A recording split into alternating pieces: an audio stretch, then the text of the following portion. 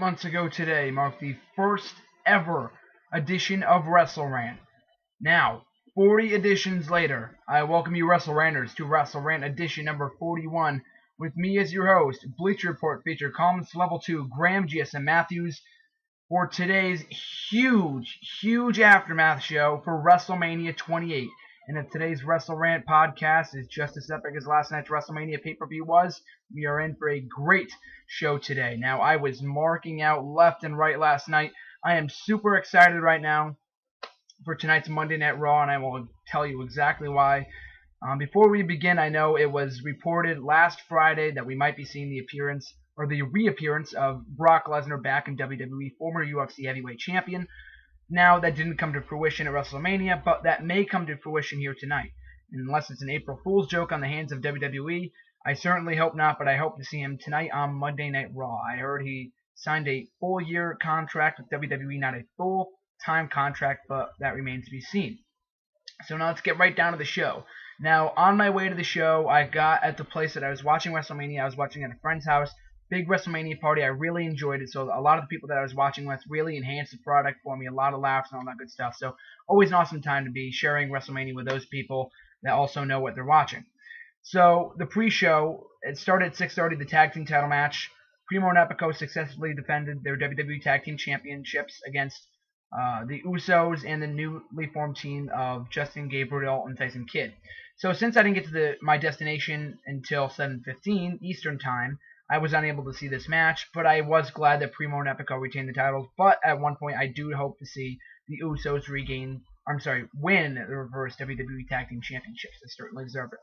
So they kicked off the show with Daniel Bryan versus Sheamus. Now, this is an excellent move. This is what I wanted to see. Now, the match ended in 18 seconds. There's two ways to think about this. One, I was originally extremely disappointed because Daniel Bryan and Sheamus have the potential to put on an epic match. If you saw their matches last year in 2011 and in late 2010, these guys have excellent chemistry and can really put on an awesome match. A great opener, which it could have been, but they wanted to break the record reportedly for Chavo Guerrero versus Kane for the ECW Championship, that 8-second match at WrestleMania 24. Now, since Daniel Bryan and AJ were making out too long, the match went 18 seconds instead, so no record was broken besides the fact that this is the shortest World Heavyweight Championship match at WrestleMania. But regardless, Sheamus is the new World Heavyweight Champion. I guess this is a good move. We will be able to see Sheamus versus Daniel Bryan hopefully at Extreme Rules in a couple weeks so they can go all out and just let him loose for that. So I guess this is not the best way to kick off WrestleMania 28. But I digress. They moved on to Randy Orton versus Kane, a match that really no one was looking forward to. I was kind of looking forward to it. These guys had a 10-minute match. From what I saw, I thought this was good action. Randy Orton and Kane had a lot of good action here, despite the rivalry not being its strongest. But I was very, very shocked to see Randy Orton lose clean to the Big Red Monster. Now, when was the last time Randy Orton lost clean? I believe it was when Mark Henry was World Heavyweight Champion back in October. I don't believe Randy Orton has lost clean since that point in time. So I thought this was an excellent move. I don't know what Kane gains from this, since he's lost a lot of credibility in his intimidation factor since coming back in December with the mask and having John Cena completely bury him. But I did think this was a good match, and having Kane get his WrestleMania moment, kind of, in a way. And we'll be able to see Kane versus Orton again at Extreme Rules, and probably some Falls Count Anywhere some street fight of some sort. Cody Rhodes versus Big Show for the Intercontinental Championship match. Now, this was an okay match. Did not think that... I mean, the feud was entertaining, but giving Big Show the Intercontinental Championship was completely unnecessary. Now, Big Show, at this point in time, at least it accomplishes the fact that, one, Big Show got his WrestleMania moment, that they were long overdue, I guess. I'm not a huge fan of the Big Show, so I really don't care. But two, now he's held every active championship in the WWE today, plus and more, including the WWE Championship / WWF, World Heavyweight, ECW, United States, World Tag Team, Intercontinental, WWE Tag Team, the Unified Tag Team, and the Hardcore Championship.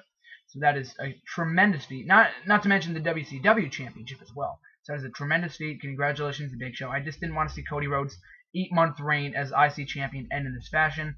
But, you know, I digress. Hopefully we see Cody Rhodes move up to main event, and he can benefit from this match that way. And hopefully Big Show drops the title soon anyway, because he really does not need that championship. So then we moved on to the Divas Tag Team match. Kelly and Maria Menounos obviously defeated Divas Champion Beth Phoenix and Eve.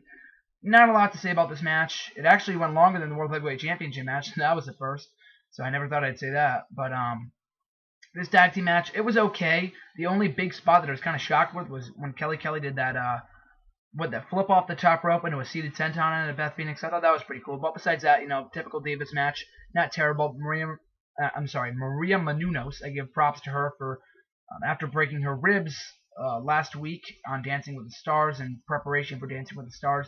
I do give her props for still competing in this match at a good work rate. So now moving on to Undertaker versus Triple H. Now, damn is the only way to just describe this match. This was absolutely epic. Now, let me mind you that a year ago, after we saw Triple H versus Undertaker for the second time at 27, I was extremely angered by the fact that we might be seeing this match again at 28. I just wanted them to end it. Never more have I been more impressed with this match. I loved this match going into Mania, and I absolutely love it now. This match was epic. It got 30 minutes inside Hell in a Cell. Now, Hell in a Cell, the structure wasn't really needed. They really didn't utilize it whatsoever. But at least it added the effect that, neither man could leave. I mean, besides the fact that Charles Robinson came in anyway. But I guess it just adds an extra cool factor to the match. But this match was absolutely epic, as I just said before. Shawn Michaels played his role so well. Triple H hitting all the pedigrees. Undertaker with the tombstones, the repeated kickouts. And at that point in time, when Shawn Michaels set the sweet chin music onto Undertaker, and then simultaneously Triple H hit the pedigree on the Undertaker, and then he pinned him, I thought that was it right there. I was in doubt for a second. That was extremely well done. I love this match, and adding the fact that Undertaker is now 20-0 at WrestleMania. I don't think this is going to be his last match. Hopefully he continues on. If his last match is going to be at WrestleMania, hopefully it's going to be in the main event. Maybe next year, maybe the year after. We'll have to wait and see. But tremendous match, and definitely the highlight of the night if it was not Rock and Cena. So these guys definitely stole the show last night as far as wrestling ability goes and going all out and hardcore. And I did like the blood too. I mean, that wasn't, they didn't cut themselves or anything. That was natural blood. But they didn't attempt to, come in the ring and just clean it up. So I love that aspect of it as well. Team Johnny versus Team Teddy. Extremely boring match. The standard Raw match that you'd see on Monday Night Raw. Really nothing to say about it. Everyone just got in their spots in the last few minutes. I did like the last few moments of it with Zack Ryder and Dolph Ziggler and The Miz. Those were some fun moments. But everything else completely boring. No one in the Miami attendance really seemed to care. So, gladly, Team Johnny did win, and we're going to have a heel GM as both Raw and SmackDown. So, I did like that aspect of it. And now Miz is also 3-0 WrestleMania, untelevised matches, that is. So, I also love that as well. As well as the fact that we're progressing the feud between Zack Ryder and Eve, which seemed irrelevant going to WrestleMania since they really dropped the ball on that one. So, hopefully, we see The Miz and Eve team up against Zack Ryder. Maybe a returning Layla, I hope.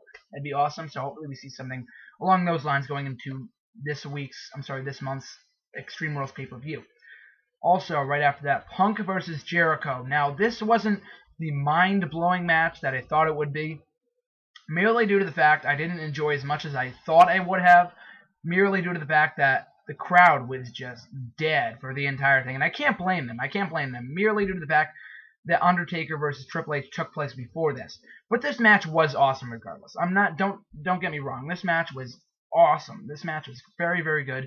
And Jericho and Punk have excellent chemistry. Hopefully we see a rematch. But my only problem with this match was that I thought I definitely saw Chris Jericho coming out of this as the WWE Champion, seeing since he lost the Royal Rumble, he lost the WWE Championship match at Elimination Chamber last month, or back in February, and now he just tapped out to CM Punk at WrestleMania to lose the WWE Championship shot, the only one shot that he had. Now, I don't see how he's going to be able to get back in the title picture. We're going to have to wait and see. But I really want to see a ladder match between these two at Extreme Rules. That match would fit them perfectly, if not an Iron Man match. But I don't see that happening. But definite good match between Punk and Jericho. And I love CM Punk's full-length entrance of Cult of Personality. If they're not going to have Living Color perform live for that match, and I did love the fact that they had the full-length song for CM Punk and his entrance and everything all like that, as well as Jericho's in jacket. Love that. So great match. I was surprised by the fact that it occurred this late on the card. So I love that as well.